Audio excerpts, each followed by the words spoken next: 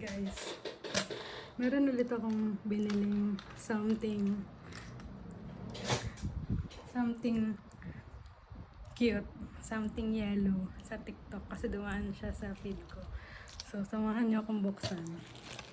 Lately, natitripan ko yung mga maliliit na mga bagay-bagay. So, ito, hindi siya bling-bling, kundi siya ay si nailong. Hindi ko alam kung nailong, o paano ang tawag. Ang cute na, guys. Cute na mo. Ito natin. It's the little things that make me happy. Alam ko may ilaw to eh. Paano ito pa ilawin? Ang cute niya, guys. Ilalagay ko siya dito sa lamesa ko.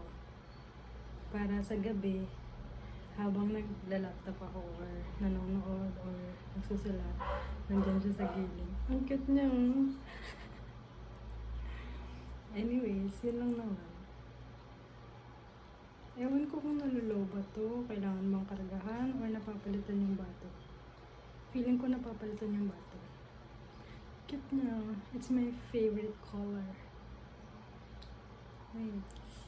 Bye! 36 pesos lang to, kaya bilhin nyo na. Bumili na kayo dyan sa Yellow Basket. Yellow Basket.